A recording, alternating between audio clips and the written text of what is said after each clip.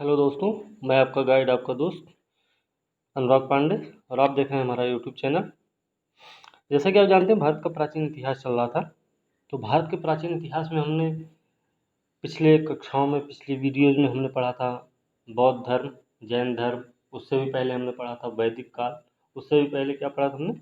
सिंधु घाटी सभ्यता। उससे पहले, सबसे पहले हमने पढ़ा था पाषाण के बारे में। पाषाण काल के बारे में हमने क्या बताया था कि इसके 3 भाग हैं: पूर्व पाषाण काल, मध्य पाषाण काल और पाषाण काल।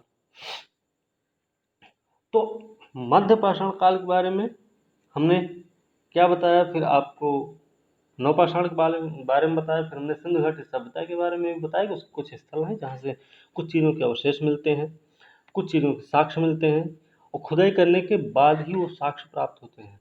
ठीक है। ऐसे ही हम वैदिक काल में आते हैं। तो वैदिक काल के 2 भाग हम देखते हैं, जिसमें ऋग्वैदिक काल और उत्तर वैदिक काल होता है। ऋग्वैदिक काल में हम देखते हैं कि स्त्रियों की दशा के बारे में पढ़ते हैं कि स्त्रियों की दशा कितनी अच्छी रही है। जैसे हमने तृत, इंद्राणी, शची और श्रद्धा के बारे में पढ़ा था। फिर सभा और समिति के बारे में भी हमने पढ़ा, जो कि प्रजापति के 2 पुत्रियों के नाम से उल्लेख किया गया है। किसमें? अथर्ववेद में।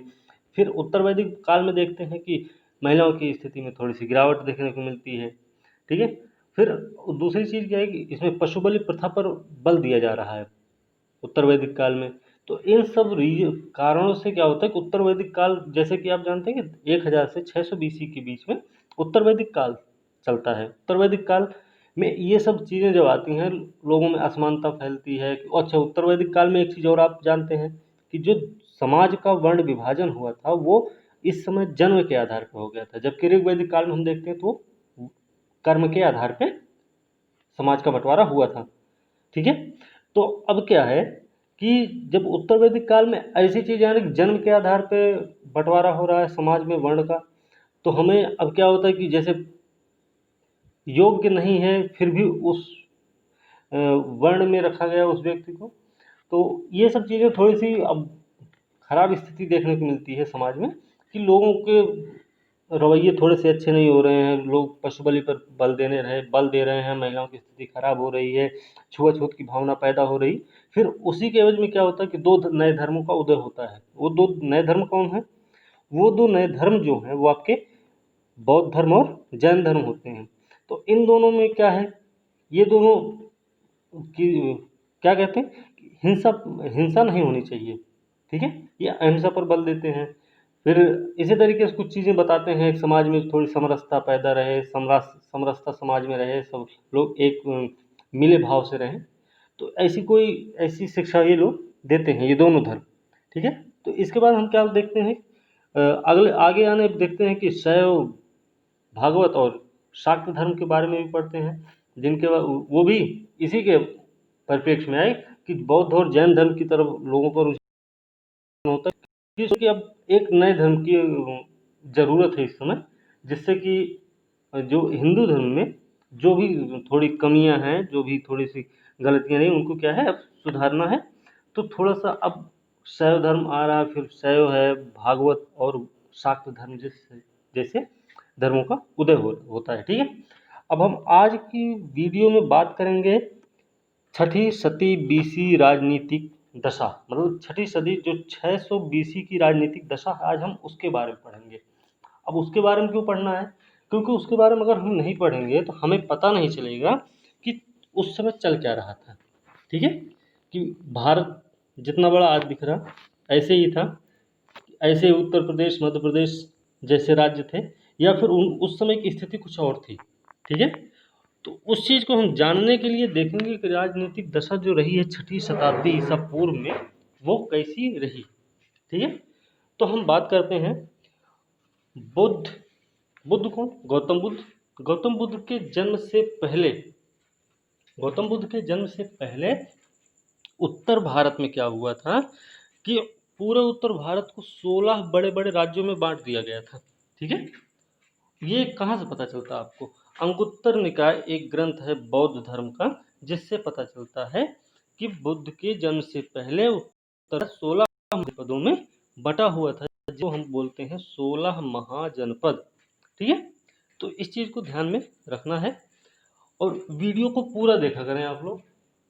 कोशिश रहे कि आप लोग पूरा देख के कम से कम समय में ज़्यादा से ज़्यादा गेन करने की कोशिश कीजिए, क्योंकि टाइम बहुत कम है, इसलिए आपको ज़्यादा ही हासिल करना होगा, जिससे कि आपका एग्ज़ाम में इसका ज़्यादा से ज़्यादा बेनिफिट मिल सके।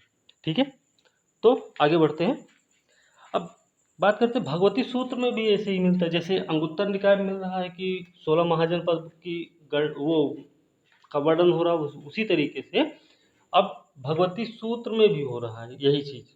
भगवती सूत्र में भी 16 महाजनपदों के बारे में बताया गया है, और ये भगवती सूत्र जो है आपका जैन ग्रंथ है। ध्यान रखना है कि अंगुत्तर निकाय बौद्ध धर्म का ग्रंथ है, और भगवती सूत्र आपका जैन धर्म का ग्रंथ है।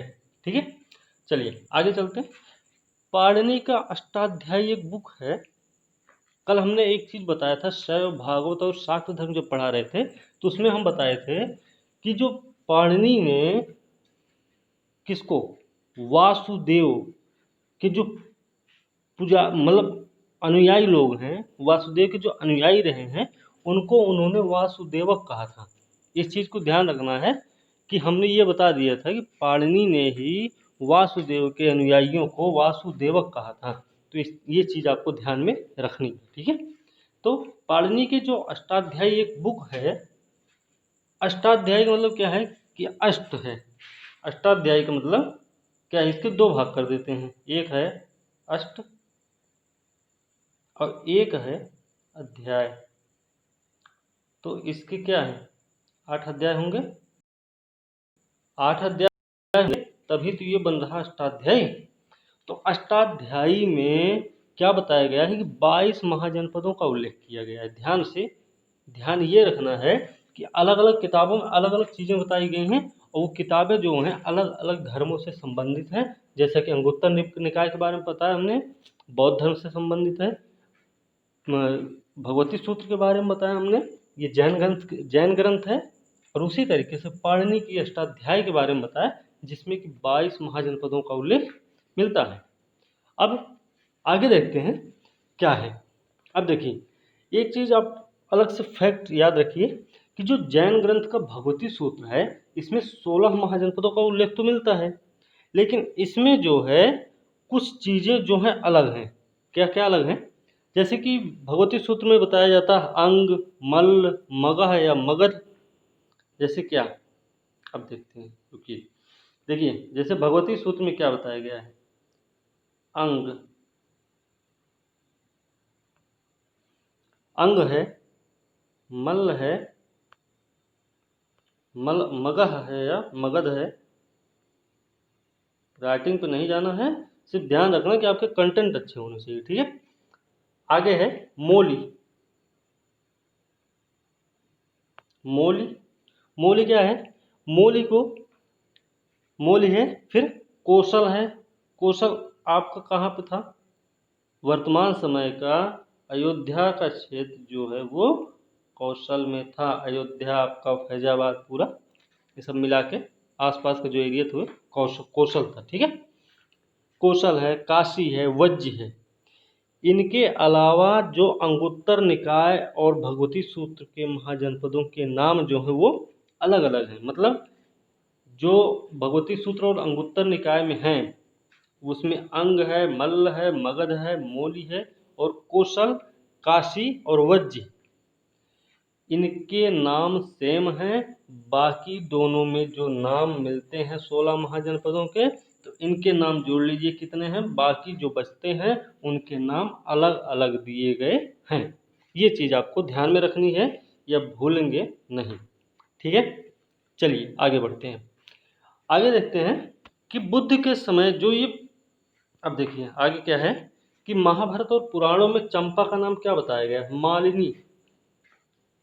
अब ये भी क्वेश्चन आ सकता है कि महाभारत और पुराणों में चंपा का नाम क्या था, तो आपको याद होना चाहिए कि मालिनी था। ठीक है, और चंपा किसकी राजधानी थी, चंपा थी अंग की राजधानी। ठीक है, और जो चंपा है, इसके बारे में एक चीज़ ध्यान ये रखना है कि चंपा की जो निर्माण की योजना थी, वास्तुकार उसके थे महागोविंद, जिसका वर्णन दीर्घ निकाय में मिलता है। क्या, वास्तुकार कौन है इसके, वास्तुकार भाई, वास्तुकार हैं इसके महागोविंद। महागोविंद, ध्यान रखना है।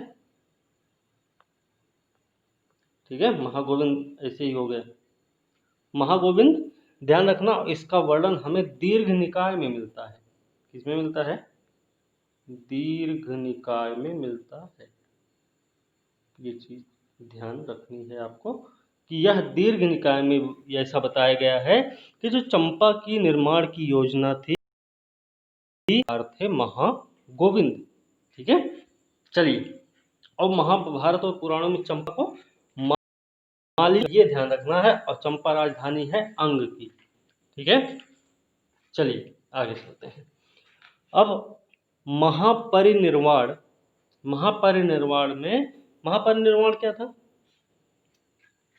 बुद्ध के समय में 6 महानगर हुआ करते थे। ठीक है, बुद्ध का समय ही था। तो महापरिनिर्वाण एक सूत्र है जिसमें 6 महानगरों का उल्लेख किया गया। वो 6 महानगर कौन कौन से हैं? अभी ऊपर हमने चंपा बताया, तो चंपा अंग की राजधानी है। राजगिरी, बनारस, काशी, साकेत और कौशाम्बी, साथ में श्रावस्ती, ये 6 बड़े महानगर थे। ठीक है, तो ये आपको ध्यान में रखना है कि महापरिनिर्वाण सूत्र में 6 महानगरों का उल्लेख किया गया है, जिसमें चंपा, राजगिरी, बनारस, साकेत, कौशाम्बी और श्रावस्ती है। कौशाम्बी कहाँ है? ये आज के इलाहाबाद के पास है, ध्यान रखना है, इलाहाबाद के पास ही। साकेत कहाँ है? साकेत कहाँ है? साकेत कहाँ है? ये आपको पड़ता है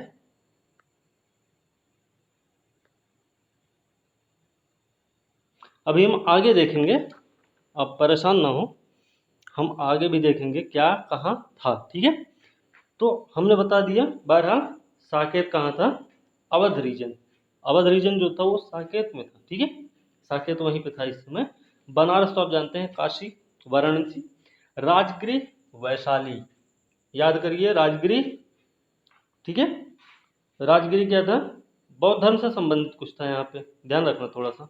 चंपा है और श्रावस्ती है, श्रावस्ती आज भी यूपी में है। ठीक है, चलिए आगे चलते हैं। भाई दीर्घ निकाय, दीर्घ निकाय कहाँ? हमने दीर्घ निकाय के बारे में भी कुछ बताया था कि दीर्घ निकाय में चंपा के निर्माण की योजना, मतलब वास्तुकार कौन थे? महागोविंद, ये बताया गया था। ठीक है, तो दीर्घ निकाय के अनुसार चंपा नगर निर्माण की योजना वास्तुकार महागोविंद ने की थी। ये हमने पहले ही बता दिया आपको। बहरहाल आगे बढ़ते, वैशाली के लिच्छवियों ने किया, क्वेश्चन आया हुआ है, आने की भी संभावना है, तो ध्यान रखना है। वैशाली के थे लिच्छवी लोग जिन्होंने विश्व का पहला गणतंत्र स्थापित किया था। ठीक है, अब राजगिरी, वैशाली, ये सब बौद्ध धर्म से संबंधित है, तो ये सब ध्यान रखना। वैशाली कौन? वैशाली की ही थी नगरवधु, जिन्होंने क्या? आम्र वाटिका अपनी दान में दी थी। किसको? गौतम बुद्ध के भिक्षु संघ को, ध्यान रखना है।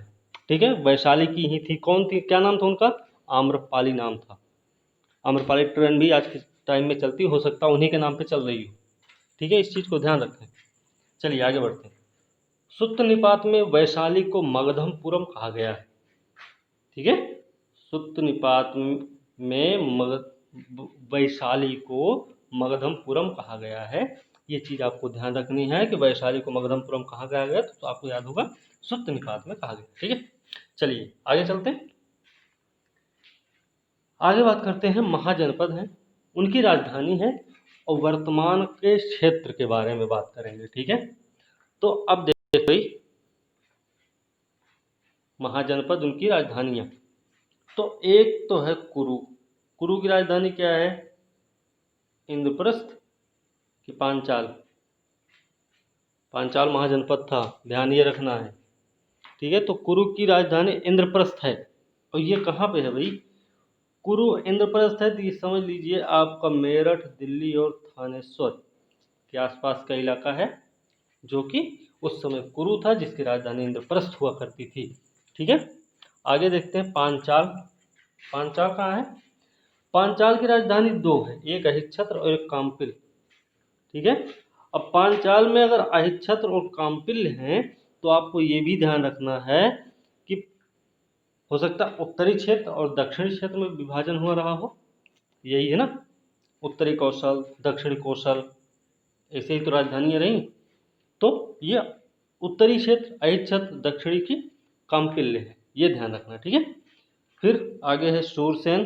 तो शूरसेन मथुरा, शूरसेन की राजधानी जब मथुरा थी तो मथुरा के आसपास का रीजन रहा होगा शूरसेन। ठीक है। वत्स, वत्स की राजधानी क्या है? कौशाम्बी, अभी बताए थे इलाहाबाद के पास में है, तो ये इलाहाबाद और बांदा वाला क्षेत्र को कवर कर रहा है। ठीक है, ये चीज ध्यान रखना। आगे है कौशल, जो है वो फैजाबाद मंडल जितना है। आज के समय में फैजाबाद आता है, उसमें बाराबंकी, सुल्तानपुर, अंबेडकर नगर, 5 जिले आते हैं ना। फैजाबाद है, सुल्तानपुर है, बाराबंकी है, अंबेडकर नगर है, और कौन सा है? बस्ती भी है क्या? पता नहीं, लेकिन ये 4 तो हैं। ठीक है। तो फैजाबाद मंडल जो है वो कौशल में, आज के टाइम में कौशल क्या था? यही फैजाबाद मंडल पूरा था। इसकी राजधानी थी साकेत और श्रावस्ती। तो साकेत है उत्तरी कौशल की राजधानी और दक्षिणी कौशल की राजधानी श्रावस्ती थी। हमने लिख रखा है, ये ध्यान रखना है, इसको थोड़ा सा ध्यान से ही पढ़ें। ठीक है। मल्ल, मल्ल के बारे में भी अभी हमने बताया था, मल्ल। ठीक है। मल्ल जो है देवरिया जिला, देवरिया जिला उत्तर प्रदेश और बिहार के बॉर्डर पे है। आप गोरखपुर, कुशीनगर होते हुए जब जाएंगे तो ये देवरिया उधर ही पड़ता। ठीक है। तो कुशीनगर और पावा, इसकी इसकी भी 2 राजधानियां हैं। ठीक है। आगे है काशी, काशी की राजधानी, काशी की राजधानी वाराणसी, तो वाराणसी है, वाराणसी में फैला हुआ है। अंग, अंग की राजधानी क्या है? चंपा। हमने बताया था महागोविंद इसके वास्तुकार रहे हैं, जो दीर्घ निकाय में बताया गया है। तो ये भागलपुर और मुंगेर मतलब बिहार, बिहार में पड़ता है अंग। तो बीपीएससी के लिए भी इम्पोर्टेंट है ये, यूपीपीसीएस के लिए भी इम्पोर्टेंट है, यूपीएससी के लिए भी, और अन्य परीक्षाएं जो हैं उनके लिए भी इम्पोर्टेंट है ये। ठीक है। मगध, मगध दक्षिणी बिहार में है, जो पटना और गया वाला क्षेत्र है आपका। पटना और गया का जो क्षेत्र है वो मगध था, जिसकी राजधानी थी गिरिव्रज या राजगृह। वज्र, मुजफ्फरनगर और दरभंगा, ये भी बिहार से है। तो बीपीएससी के लिए ध्यान, बीपीएससी वाले भी ध्यान रखें कि मुजफ्फरनगर, दरभंगा जो है वज्र था, और इसकी राजधानी मिथिला और वैशाली थी। ठीक है। चेदी, चेदी आज का बुंदेलखंड रीजन है। ठीक है। इसकी राजधानी थी, चेदी की राजधानी सोत्थिवती, चेदी की राजधानी थी सोत्थिवती, जो कि बुंदेलखंड रीजन में पड़ता है। ठीक है। ओके। मत्स्य, मत्स्य कहाँ है? राजस्थान में पड़ता है, जिसकी राजधानी है विराटनगर, और यह पड़ता है जयपुर क्षेत्र में। ठीक है। इस तरीके से आपको ध्यान रखना है थोड़ा सा, क्योंकि क्वेश्चन आता ज़रूर है, और आएगा तो उसको आपको सही भी करना है, नहीं तो आपकी माइनस मार्किंग हो जाएगी। ठीक है। क्योंकि अभी यूपीपीसीएस भी माइनस मार्किंग कर दिए, तो ध्यान रखना, अच्छे से पढ़ना है, आराम से पढ़ना है। आगे है असमक की राजधानी क्या है भाई? असमक की राजधानी है पोटन, पोटली, पोटन, पाटन, कुछ भी बोलिए, पोतन, पोटली, पाटन, पोटन, जो भी बोल दीजिए। ठीक है। अब ये कहाँ पे है? ये गोदावरी घाटी में है, एकमात्र महाजनपद है असमक, जो कि दक्षिण भारत में स्थित है। इस चीज को ध्यान में रखना है, और ध्यान से इसको समझना भी है।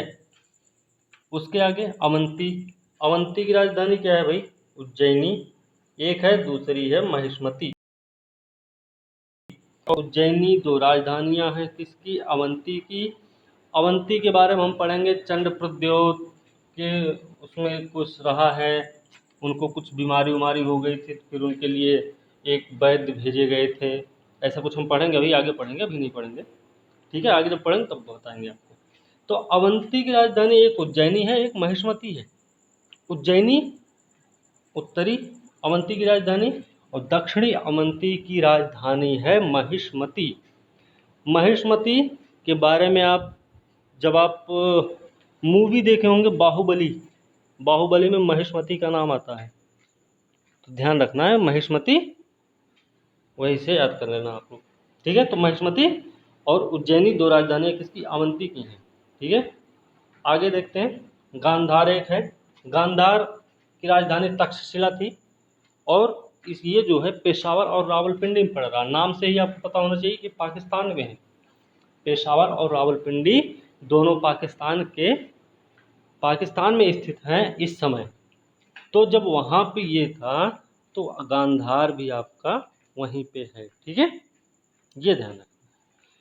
अगला क्या है, एक तो गांधार हो गया, तक्षशिला, पेशावर, रावलपिंडी। ठीक है, अभी हम गांधार कला के बारे में आगे पढ़ेंगे। और दूसरा है काम्बोज, काम्बोज हाटक राजधानी रही है, यह दक्षिण पश्चिमी कश्मीर में रहा है। कश्मीर का भी एक भाग महाजनपद में शामिल था, तो ध्यान रखना है कौन सा क्षेत्र है वो, कम्बोज के नाम से जाना जाता था, जिसकी राजधानी हाटक थी, हाटक। ठीक है, अरे हाटक है भाई, ऐसे इस तरीके से। ठीक है, आगे देखते हैं। गए हमारे 16 महाजनपद के नाम। अब हम जानते हैं कि और मगध, गांधार और कंबोज जो है ये उत्तरापथ के भाग माने जाते हैं। ठीक है, तो उत्तरापथ के भाग कौन से दो महाजनपद को माना जाता है, तो आपको याद होना चाहिए गांधार और कंबोज को हम क्या बोलते हैं, उत्तरापथ के भाग मानते हैं। ठीक है, इस चीज़ को ध्यान में रखना है। अब मगध पर शासन करने वाला जो पहला वंश था वो कौन था, बृहद्रथ। बात करते हैं बृहद्रथ वंश की, तो आपको ये भी ध्यान होना चाहिए, बृहद्रथ वंश जो था उसको वो मगध पर शासन करने वाला पहला राजवंश था, जो कि पुराणों में भी बताया गया है। ये पुराणों के अनुसार बताया गया है कि मगध पर शासन करने वाला पहला राजवंश था कौन सा, बृहद्रथ वंश। इसका संस्थापक बृहद्रथ था। बृहद्रथ अपने ही नाम पे वंश का निर्माण किया। फिर इसमें जरासंध हुए, जो कि बृहद्रथ के पुत्र थे। उन्होंने गिरिव्रज या राजगृह को अपनी राजधानी बनाई इन्होंने। फिर मगध पर शासन करने वाला पहला राजवंश भी कौन था, यही था। तो ये चीज़ हमने पहले ही बता दी थी कि मगध पर शासन करने वाला पहला राजवंश था बृहद्रथ वंश। तो जरासंध जो थे बृहद्रथ के पुत्र थे, जो कि उन्होंने राजगृह या गिरिव्रज को राजधानी बनाया था। किसने, जरासंध ने। ठीक है, अब बौद्ध ग्रंथ के अनुसार अगर हम बात करते हैं, मगध का सबसे प्रतापी शासक जो था वो बिंबिसार था, आर्यक वंशी था ये। ठीक है, तो बौद्ध ग्रंथ के अनुसार अगर सबसे प्रतापी शासक के बारे में बात की जाए मगध की, वो भी, तो मगध का सबसे प्रतापी शासक कौन था बौद्ध ग्रंथ के अनुसार, बिंबिसार, जो कि हर्यक वंश का शासक था। ठीक है, चलिए आगे बढ़ते हैं। आगे क्या है, संयुक्त निकाय के अनुसार प्रसेनजित जो था 5 राजाओं के गुट का नेतृत्व करता। कौन है, प्रसेनजित। प्रसेनजित के बारे में थोड़ा सा आप जान लेते हैं कि प्रसेनजित जो है भाई, ये पहले तो 5 राजाओं के गुट का नेतृत्व कर रहे हैं। दूसरा कि कौशल के शासक थे। कौशल के बारे में हमने वही बताया था, कौशल की 2 राजधानियां कौन कौन सी हैं, एक साकेत, दूसरी श्रावस्ती। ठीक है, तो नहीं, हाँ, कौशल की 2 राजधानियां साकेत और श्रावस्ती हैं, जिसकी उत्तरी और दक्षिणी के बारे में बात करेंगे। तो उत्तरी साकेत है, दक्षिणी श्रावस्ती है। कौशल जो है अवध का क्षेत्र है। ठीक है, फैजाबाद मंडल जो पूरा है उसी में आता है कौशल। ठीक है, तो कौशल का शासक था प्रसेनजित। यह काशी कपिलवस्तु के शाक्य, केशपुत्र के कलाम, रामगांव के कोली, पावा तथा कुशीनारा के मल और पिप्पली वन के मौर्य गणराज्यों पर इसका अधिकार था।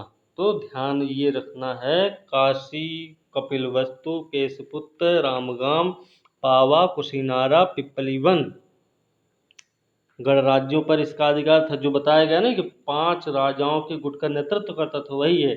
एक तो काशी का था, दूसरा कपिलवस्तु का शाक्य था, तीसरा केशपुत्र के कालाम थे, चौथे रामगाम के कोली रहे, पावा कुशीनारा के मल्ल रहे, फिर उसके बाद रहे पिपली वन के मोरी लोग रहे, जिनका इन्होंने ये नेतृत्व करते थे या इनके अनुसार ही वो शासन चलता था। ठीक है, ये ध्यान रखना है। और ये कहाँ बताया गया है, किसमें बताया गया है, संयुक्त निकाय में।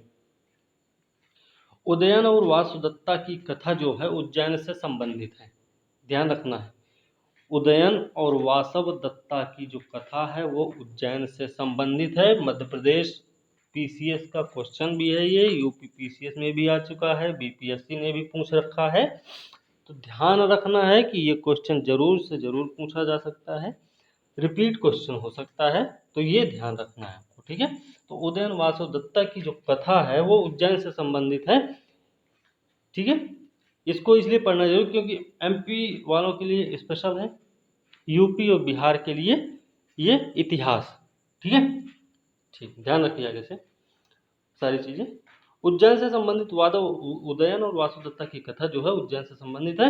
इसमें स्वप्न वासव दत्तन में यह वर्णित है, स्वप्न वासव दत्तम में वर्णित है। ये उदयन वासव दत्ता की जो कथा है वो स्वप्न वासव दत्तम में वर्णित है। और इसके रचनाकार कौन है भाई? महाकवि भास, महाकवि भास इसके रचनाकार हैं। ये ध्यान रखना है, उदयन वासु दत्ता की कथा उज्जैन से संबंधित है, ठीक है। चलिए आगे चलते हैं।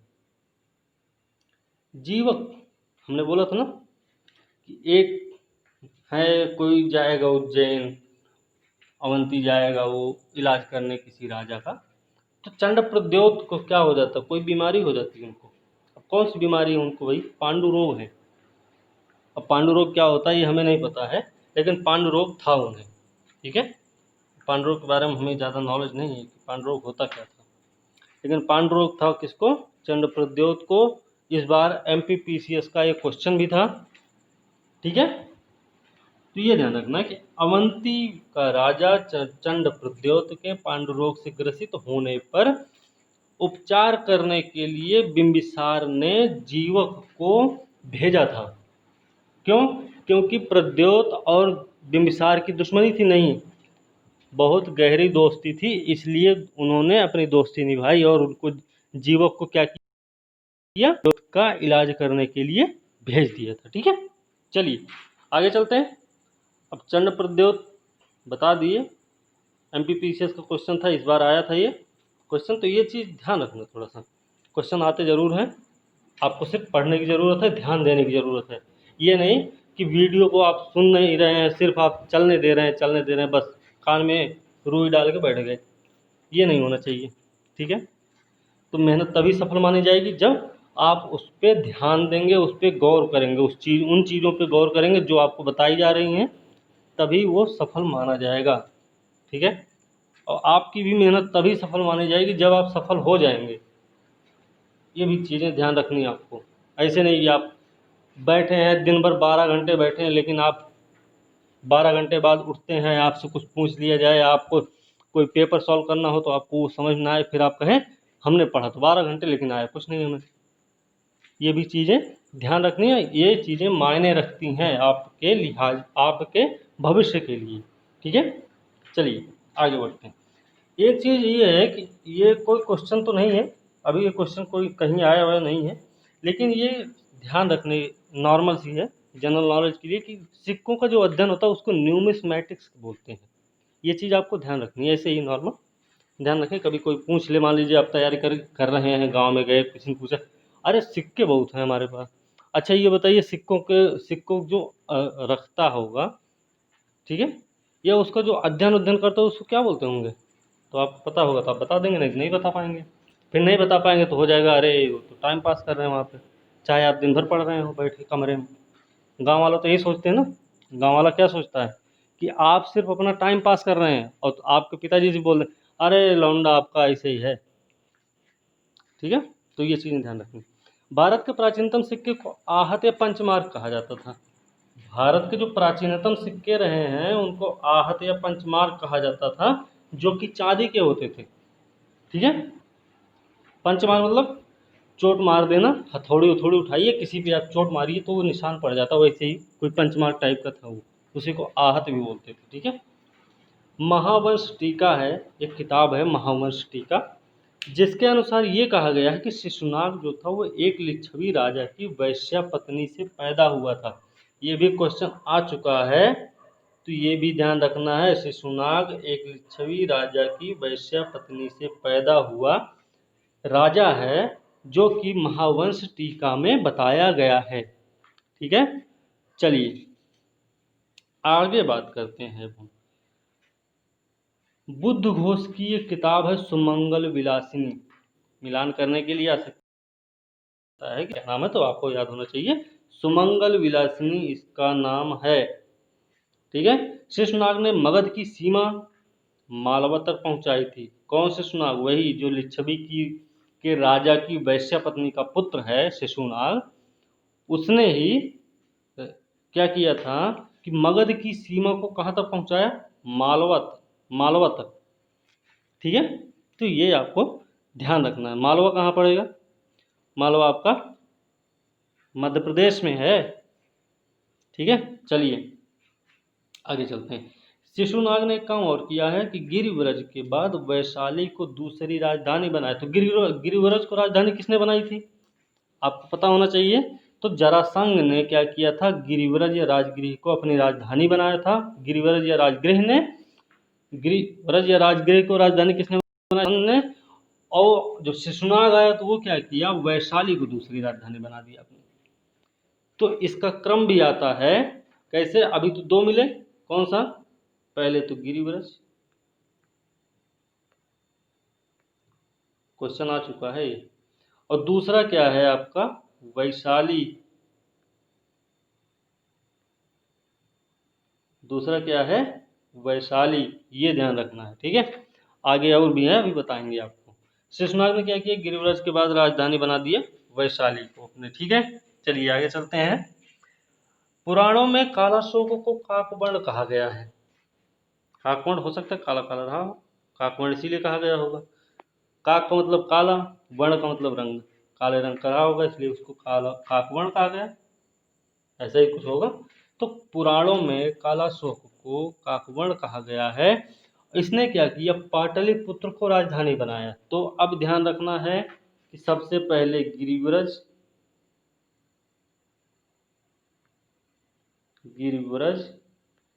उसके बाद वैशाली, फिर उसके बाद पाटलिपुत्र। अभी एक और राजधानी मेरे ख्याल से है। ये क्रम से आया हुआ क्वेश्चन है, इसलिए हम आपको आराम से बता रहे हैं, तो थोड़ा ध्यान से सुनिए आप लोग। ठीक है, चलिए तो भाई गिरिव्रज, वैशाली, पाटलिपुत्र, जरासंध, शिशुनाग और उसके बाद कालाशोक। कालाशोक कौन? बौद्ध धर्म का, याद है? बौद्ध धर्म में था, याद है? तो बौद्ध धर्म था कालाशोक। बौद्ध धर्म की पहली या दूसरी संगीति किसने करवाई थी? इन्होंने ही करवाई थी, ध्यान रखना है। ठीक है, क्योंकि तीसरी तो अशोक ने करवाई और चौथी करवाई कनिष्क ने। पहला और दूसरा इन्हीं में से थे। ठीक है, एक ये ध्यान रखना बस, बाकी तो ठीक है। चलिए आगे चलते हैं। अब नंदवंश का संस्थापक कौन है? नंदवंश के संस्थापक महापद्म को कहा जाता है। महापद्म पुराणों में बताया गया है। और महाबोधि वंश में क्या बताया गया है? महाबोधि वंश में उग्रसेन बताया गया है। तो नंद वंश का संस्थापक पुराणों में कहा गया है भाई महापद्मनंद थे, लेकिन महाबोधि वंश में कहा गया नहीं, उग्रसेन थे। ठीक है, और इसमें यह भी कहा गया है कि नंद वंश जो है नव राजा होने के कारण इसको नवनंद भी कहा जाता है। ये भी ध्यान रखें कि नौ राजा थे, इसको नवानंद भी कहा जाता है। तो हो सकता क्वेश्चन आ जाए, अभी तक आया नहीं, हो सकता पूछ ले कि नवानंद शब्द किस वंश से संबंधित है। तो ध्यान होना चाहिए कि नौ राजा थे, नौ राजा थे किसमें? नंद वंश में। तो हो सकता हाँ वहीं से, ठीक ऐसे कुछ लॉजिक लगाइएगा। अब देख लेते हैं मगध राजाओं के वंशों का क्रम देखते हैं भाई, ये भी देखना जरूरी है। तो सबसे पहले आता है हर्यक वंश, संस्थापक है बिंबिसार।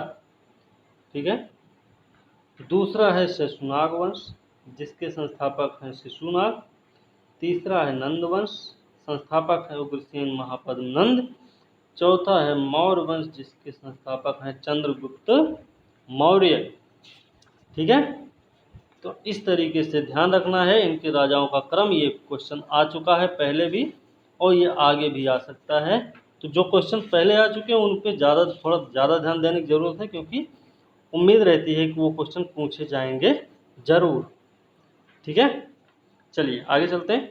महापद्मनंद की उपाधि क्या क्या रही है? महापद्मनंद की उपाधि के बारे में बात होती है तो उसमें महापद्मनंद की जो उपाधि रही है वो क्या रही है? कली का अंश कहा जाता था इनको, महापद्मनंद को। सभी क्षत्रियों का नाश करने वाला कहा गया है किसको? महापद्मनंद को। दूसरा परशुराम का अवतार भी बताया गया है किसको? को। कौन है ये? नंद वंश के संस्थापक हैं। और तीसरा अंतिम है, एकराट भी कहा जाता है। ठीक है, एकराट मतलब एक छत्र। ठीक है, तो एकराट कली का अंश, सभी क्षत्रियों का नाश करने वाला। दूसरे परशुराम का अवतार किसको कहा जाता है? महापद्मनंद को। ये चीज़ आपको ध्यान रखनी है। हम एक चीज़ आपको बता रहे थे कि कालाशोक के बारे में। तो कालाशोक ने दूसरी बौद्ध संगीति 383 बीसी में वैशाली में करवाई थी, जिसके अध्यक्ष रहे हैं सुबुकामी। और पहले के रहे हैं 483 बीसी में राजगृह में कराई गई, महाकश्यप अध्यक्ष थे और राजा थे अजात शत्रु। तो ये दोनों एक ही से संबंधित, जहाँ तक हमें लगता है एक ही वंश से संबंधित हैं ये दोनों। ठीक है, अजात शत्रु, कालाशोक, ऐसे। चलिए आगे चलते हैं। चलिए फिर देखते हैं, खारवेल का हाथी गुम्फा अभिलेख से महापद्मनंद द्वारा कलिंग विजय की सूचना प्राप्त होती है। तो कलिंग विजय की सूचना महापद्मनंद के द्वारा, महापद्मनंद ने कलिंग विजय की थी ऐसा जब बताया जाता तो आपको कहाँ से पता चलेगा? खारवेल का हाथी गुम्फा अभिलेख है, उसी से पता चलता है कि भाई महापद्मनंद ने कलिंग की विजय की थी। तो हाथी गुम्फा अभिलेख किसका है? खारवेल का। ये ध्यान रखना है। और दूसरा ये भी ध्यान रखना है कि महापद्मनंद की कलिंग विजय की सूचना कहाँ से मिल रही है हमें? किससे? हाथी गुम्फा अभिलेख। चलिए, नंद वंश का अंतिम राजा जो था वो धनानंद था। नंद वंश का अंतिम जो राजा था वो था धनानंद, जो कि सिकंदर के समकालीन थे। सिकंदर के, जब सिकंदर आए भारत तो उस समय वही राजा थे वहाँ पे। ठीक है, चलिए आगे देखते हैं। यूनानी लेखकों ने धनानंद को अग्रमीज या उग्रसेन का पुत्र कहा है। किसने कहा है भाई? यूनानी जो लेखक रहे हैं उन्होंने अग्रमीज कहा है या उग्रसेन का पुत्र कहा है। किसको? धनानंद को। धनानंद कौन है? सिकंदर का समकालीन है। ठीक है, ध्यान रखना है। पाणिनि जो थे महापद्मनंद के मित्र थे ऐसा कहा जाता है, क्वेश्चन भी आया आज। तो ध्यान रखना है कि महापद्मनंद के मित्र थे अष्टाध्यायी के लेखक, जिन्होंने वासुदेव के अनुयायियों को वासुदेवक कहा था, जिन्होंने किताब लिखी है अष्टाध्यायी, जिसका अर्थ होता है 8 अध्याय। ठीक है, जिसमें अष्टाध्यायी में 22 महाजनपदों का उल्लेख भी किया है उन्होंने। तो ये सारे फैक्ट्स आपको ध्यान रखने हैं। चलिए आगे बढ़ते हैं। नंद शासक जो थे वो जैन मत के पोषक हुए। नंद वंश के जो शासक रहे वो कौन है? जैन मत के पोषक थे। ठीक है, तो जैन मत के पोषक नंदवंश शासक थे, नंद शासक थे। शाक्टाल और स्थूलभद्र धनानंद के से संबद्ध हैं। धनानंद वही है सिकंदर के समकालीन, तो इनसे संबद्ध हैं स्थूलभद्र और शाक्टाल। स्थूलभद्र कौन भाई? स्थूलभद्र, भद्रबाहु, श्वेतांबर, दिगंबर। ध्यान रखना चाहिए कि श्वेतांबर और दिगंबर दो संप्रदाय हुए जैन मत के। एक के संस्थापक रहे कौन? स्थूलभद्र। स्थूलभद्र के बारे में बताया था। स्थूल का मतलब स्थिर। तो ये स्थिर होकर यहीं पर रुक गए, इसलिए स्थूलभद्र। ये चले गए, वो हो गए कौन?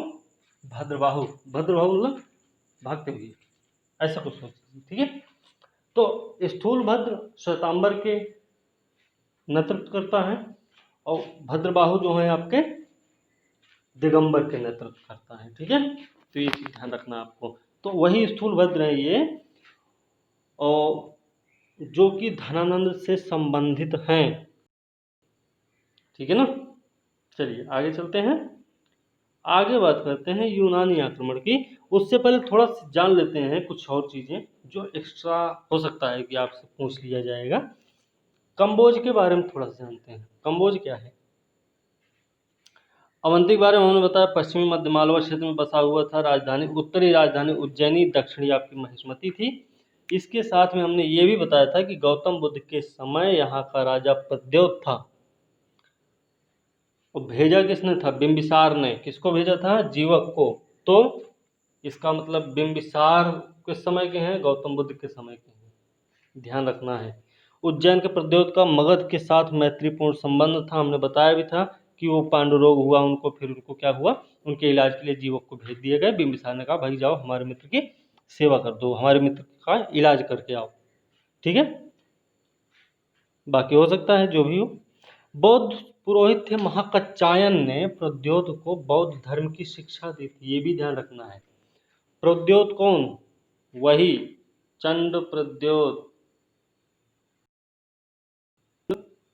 प्रद्योत जो हैं उज्जैनी के शासक, अवंती के शासक, इनको जो है महाकच्चायन के बारे में बताया था हमने। क्या बताया था? कि दो लोग थे, महाकच्चायन एक और दूसरे कौन थे? नहीं ध्यान है। तो महाकच्चायन क्या थे?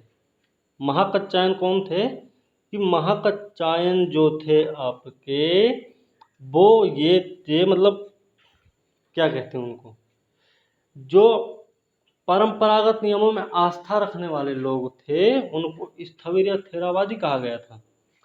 तो उनके नेतृत्व करता थे महाकच्चायन। किसके? स्थविर के।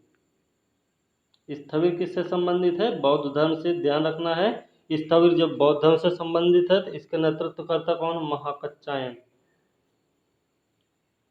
महाकच्चायन किसके नेतृत्व करता है? स्थविर या थेरावादी के, जो परंपरागत नियमों में आस्था रखते हैं। लेकिन एक और है जो परिवर्तन के साथ क्या करते हैं? नियम को स्वीकार करते हैं। वो लोग कौन है? महासांघिक या सर्वास्तिवादी, जिनके नेतृत्व करता रहे हैं महाकश्यप।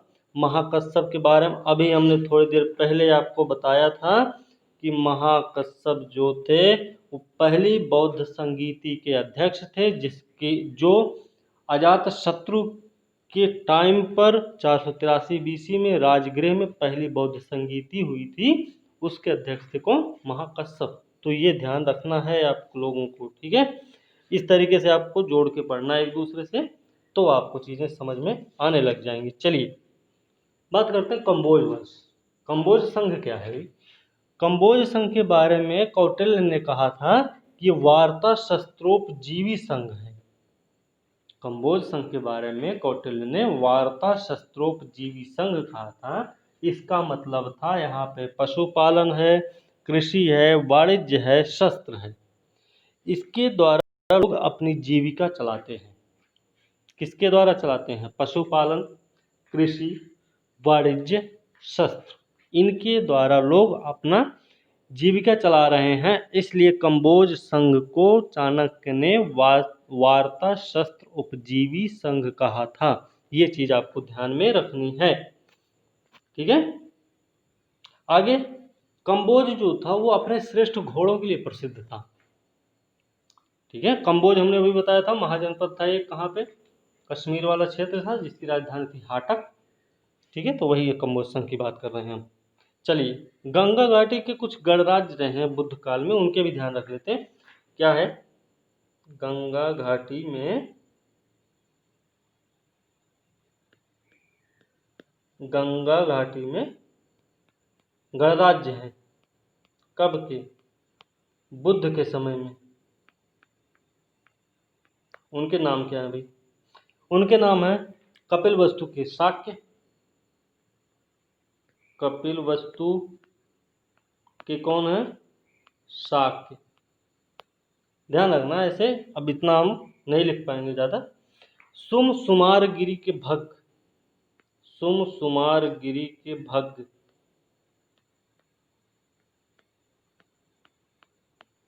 सुम सुमारगिरी के हैं भग, ध्यान रखना है। आगे है अलकप के बुली, अलकप के बुली भी कौन है? ये भी उसी में शामिल हैं। किसमें? गंगा घाटी के गणराज्य जो बुद्ध काल में रहे हैं वो ही। तो अलकप के हैं बुली, अलकप के बुली। चलिए भाई, बुली भी हो गए। अब केशपुत्र के कालाम, केशपुत्र के कालाम, ठीक है। आगे रामगाम के गोली, रामगाम के कोली। ये कहाँ पे हमने अभी पढ़ा था थोड़ी देर पहले कि एक कोई राजा जो 5 गणराज्यों का नेतृत्व करता है। किसके बारे में पढ़ा था? शेषनाग के बारे में पढ़ा था ना मेरे ख्याल से। यही अभी ऊपर ही हमने पढ़ा था कि वो 5 ये नहीं, हमने अभी पढ़ा था कि वो 5 गणराज्यों के नेतृत्व करते हैं। वो कौन? अभी अब ये भी नहीं ध्यान है, लेकिन ध्यान आएगा तो हम आपको बता देंगे, ठीक है। बताएंगे जरूर, आप लोग परेशान ना हो। चलिए बहरहाल आगे देखते हैं, ठीक है। ये चीजें होंगी। चलिए आगे बढ़ते हैं।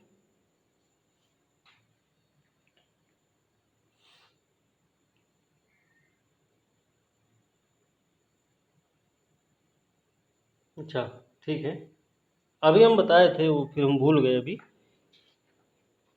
तो हमने अभी जो बताया था वो प्रसेनजीत के बारे में बताया था। हाँ, प्रसेनजीत के बारे में क्या बताया था हमने कि वो 5 गणराज्यों के नेतृत्व करता थे। तो उसमें कौन कौन सा है? कपिल वस्तु के शाक्य भी रहे, केशपुत्र के कालाम भी रहे, रामगाम के कोली, पावा कुशनारा के मल्ल, पिपलीवन के गोरी, मोरी गणराज्य। तो ये सब क्या है? ये सब गंगा घाटी के गणराज्य रहे हैं बुद्ध काल में, मतलब गौतम बुद्ध के समय में, ठीक है। तो ये चीजें आपको ध्यान में रखनी है, भी रहे हैं इसमें। चलिए आगे चलते हैं। आगे देखते हैं कि मगध की महत्ता का वास्तविक संस्थापक अगर देखा जाए तो कौन है? बिंबिसार है। बिंबिसार के बारे में कुछ जान लेते हैं। तो बिंबिसार जो है, बिंबिसार बिंबिसार बिंबिसार भाई साहब कौन भाई? बिंबिसार भाई साहब को क्या कहा गया? श्रेणिक, जैन साहित्य में श्रेणिक कहा गया इनको, बिंबिसार को ही ध्यान रखना है। 15 वर्ष की आयु में ही मगध का सम्राट बन गए। 15 साल की ही उम्र में बन गए थे ये। आज 15 साल की उम्र में लड़का बच्चा क्या करता? पढ़ाई करता है स्कूल जाके, ठीक है। उसके बाद अच्छा, ये महावंश में बताया गया है, ये भी ध्यान रखना है। बहुत सारी चीज़ें हैं जो ध्यान रखनी है, ये तो भूल गए। तो महावंश में ऐसा बताया गया कि 15 साल की उम्र में उन्होंने शासन सत्ता संभाली थी। अच्छा, ये प्रमुख राजवंशों से वैवाहिक संबंध भी स्थापित किए। बताइए, राजा तो बने ठीक, लेकिन संबंध भी वैवाहिक स्थापित कर लिए राजवंशों से। तो उसमें चेटक की जो बहन थी, वो चेटक की पुत्री थी, चेलना से का राजा था। ऐसे ऐसे कौशल नरेश प्रसेनजीत की बहन महाकोशला से भी शादी कर लिए। काशी का प्रांत प्राप्त हुआ उनको दहेज में। दहेज उस समय भी चलता था, ध्यान रखना। और शेमा, शेमा कौन भाई? मद्र की राजकुमारी थी। शेमा जो थी मद्र की राजकुमारी थी, उनसे भी इन्होंने शादी की। अगला है कि अंग को अपने राज्य में मिलाया इन्होंने। चंपा के ब्राह्मण को वहाँ की सारी आमदनी दान दी। मतलब दान दान पुण्य पहले भी चल रहा था, ये सब ध्यान रखना।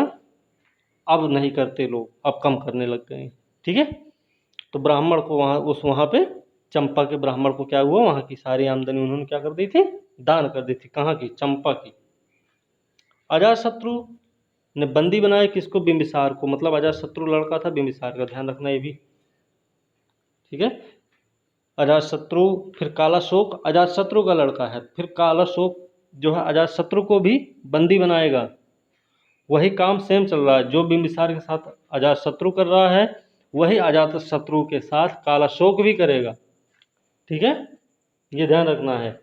और इस वंश को, मतलब हर्यक वंश को, या हर्यक वंश के राजाओं को पितृहंता भी कहा गया है, ये भी ध्यान रखना है। पितृहंता वंश किसको कहा गया है इतिहास में?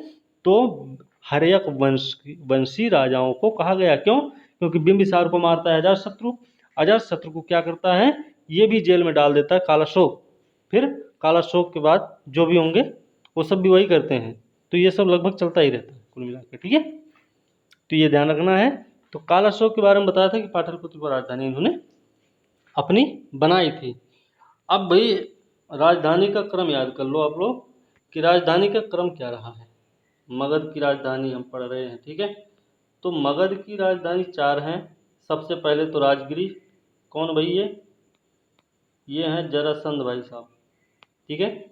उसके बाद आता है पाटलिपुत्र, ये कौन है, ये भी किसी ने किया होगा भाई। शेषनाग ने दूसरी राजधानी बनाई थी ना, वैशाली को। तो पहली किसकी बनाई रही हो, किसको बनाया होगा इन्होंने? हो सकता है पाटलिपुत्र रही हो, ठीक है, क्योंकि इसके बीच में राजधानी चेंज नहीं हुई थी। ऐसा तो होता है ना, नहीं। कालाशोक ने पाटलिपुत्र बनाया है ना, इसलिए। तो राजगिरी, फिर पाटलिपुत्र, फिर वैशाली। अब वैशाली आ गई, जब वैशाली आ गई तो अब फिर से इनको वापस भेज दिया जाएगा, भैया जाओ पाटलिपुत्र रहो, निकलो। तो ये चली गई पाटलिपुत्र रहने, ठीक है। इस तरीके से थोड़ा ध्यान रखना है।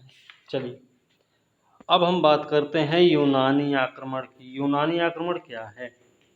6ठी शताब्दी ईसा पूर्व के मध्य में ईरान में कुरुश अथवा साइरस द्वितीय नामक महत्वाकांक्षी व्यक्ति ने क्या किया? हखामनी साम्राज्य की स्थापना की। किसने? कुरुश या साइरस, एक कोई व्यक्ति रहा है, उसने क्या किया? 6ठी शताब्दी में यूनान में क्या किया, या ईरान में क्या किया? उसने हखामनी साम्राज्य की स्थापना की। और इसके टाइम पे हेरोडोटस के विवरण से एक चीज और प्राप्त होता है कि जो भारत था वो दारा का 20वां राज्य था। दारा कौन था? दारा वहीं का ईरान का ही शासक था। ये नक्श ए रुस्तम अभिलेख एक है। कौन सा अभिलेख है? लिख देते हैं, नहीं तो आप लोग कहेंगे ये भी नहीं बताते। नक्श ए रुस्तम अभिलेख है ये। इस अभिलेख में बताया गया है कि दारा प्रथम का शासनकाल के बारे में बताया गया, जो ईरान में दारा प्रथम का शासनकाल रहा है। इसी में भारत और पारसिक संबंधों के विषय में महत्वपूर्ण सूचना मिलती है। भारत और पारसिक के महत्वपूर्ण संबंधों की सूचना मिलती है किसमें? नक्श ए रुस्तम में। चलिए आगे चलते हैं। अब पारसिक संपर्कों के परिणाम स्वरूप क्या होता है? भारत में पश्चिमोत्तर प्रदेशों में खरोष्ठी नई लिपि का जन्म हुआ है, जो ईरानी अरामेइक लिपि से उत्पन्न हुई थी। मतलब खरोष्ठी का जन्म किससे हुआ है? ईरानी अरामेइक से हुआ है। ध्यान रखना इस चीज को। चलिए, फारसी स्वर्ण मुद्रा डेरिक थी और रजत मुद्रा थी सिग्लोई। ध्यान रखना कि डेरिक और सिग्लोई जो मुद्रा थी वो क्रमशः फारसी रजत मुद्रा और स्वर्ण मुद्रा थी। तो गलत हो जाएगा कथन, क्योंकि डेरिक जो है स्वर्ण मुद्रा है और सिग्लोई आपकी रजत मुद्रा है। सिकंदर के आक्रमण के समय अशोक एक सीमांत गणराज्य था। ये क्वेश्चन आ चुका है। सिकंदर समय कौन सा? अशोक एक सीमांत गणराज्य था जिसकी राजधानी थी मस्कत। इसमें कहते हैं कि युद्ध में पुरुषों के मारे जाने के बाद स्त्रियों ने क्या किया? अपने आप को लड़ने के लिए तैयार किया। किसके खिलाफ? सिकंदर की सेना से लड़ने के लिए अपने आप को उन्होंने तैयार किया और वो खड़ी हो गई लड़ने के लिए, ठीक है। बहरहाल उनको मारा भी गया, मार दिया गया सबको, वो अलग बात है, लेकिन वो लोग तैयार हुई, उनके जब पति लोग आदमी लोग मार दिए गए, ठीक है। चलिए, मतलब शस्त्र धारण कर लिया था इन्होंने सिकंदर के खिलाफ। वीरांगना तो उस समय भी थी बहुत सारी, है ना। ये यूनानी लेखक लोग बताते हैं कि ऐसा उन्होंने किया था, मस्कत की महिलाओं ने ऐसा कर लिया था। ये क्वेश्चन आ चुका है पहले भी, तो हो सकता आगे भी पूछा जाए। चिनाब और झेलम के बीच बसा हुआ जो राज्य था वो पुरु था, पोरस पुरु का था। राजा पुरु थे, राजा पोरस थे। जो चिनाब और झेलम के बीच में बसा हुआ राज्य था वो पोरस का राज्य था। और झेलम नदी के तट पर सिकंदर ने पोरस को परास्त किया था। ठीक, ये आपको ध्यान रखना है। अब बात करते हैं धनानंद को यूनानियों ने क्या बताया। यूनानी लेखक ने अग्रमेज कहा। जेनोफोन ने बहुत धनाढ़ व्यक्ति कहा था। किसको? धनानंद को। धनानंद को जेनोफोन यूनानी लेखक थे ये भी, इन्होंने क्या कहा? धनाढ़ व्यक्ति बोलो, ऐसा तो था ही थे। जेनोफोन ने बोला। भद्दसाल उनका सेनापति था। किसका? भद्दसाल जो है धनानंद का सेनापति था, ये ध्यान रखना है। अच्छा, थोड़ा सिकंदर के बारे में भी जान जाते हैं। सिकंदर के बारे में क्या जानेंगे कि सिकंदर जो थे फिलिप द्वितीय के पुत्र थे। सिकंदर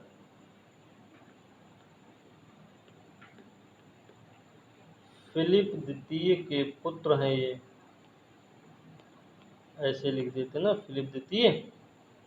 हखामनी साम्राज्य को ध्वस्त किया इन्होंने। हखामनी साम्राज्य को ध्वस्त कर दिए थे। ठीक है, आगे आक्रमण के समय भारत का जो सीमांत गणराज्य अशोक था, जिसकी राजधानी थी मशक, हमने अभी बता दिया उसको। बहरहाल ये हो गया। पूर्व से भी लड़ाई लड़ी, झेलम नदी के तट पर पूर्व को पराजित किया इन्होंने, ये सब हो गया।